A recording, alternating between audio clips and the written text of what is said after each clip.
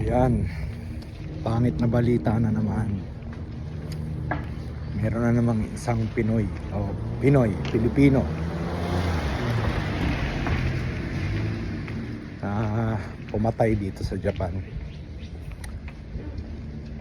Anong purpose mo? Hindi ko alam. Siguro isang bagay, pera. Pangit na balita kasi apektado ang mga Pilipino dito sa Japan.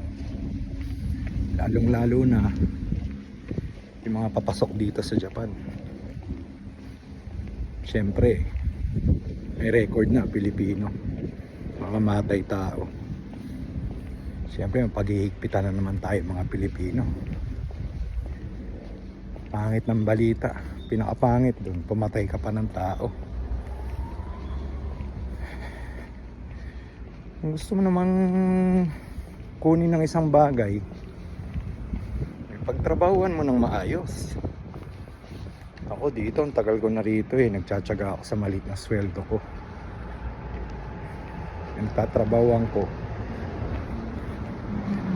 Ano man dapat kong bilhin. Pero papatay ka ng tao.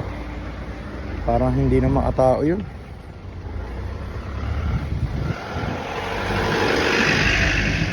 May gusto kayong bagay, paghirapan nyo. Pag-ipunan nyo. Pag-igihan nyo yung pagtrabaho. Hindi yung papatay kayo ng tao dahil lang sa ganung bagay. Kawawa yung mga paparating ditong Pilipino. May posibilidad na ma-deny ang visa ng dahil sa inyo, mga agagawan nyo.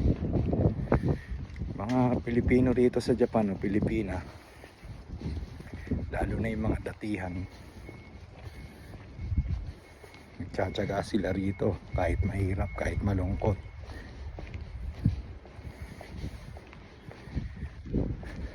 Pumapata sila trabaho, kahit dami ng trabaho, kahit daming binabayaran dito. Kung pumatay ka, parang ibang klase.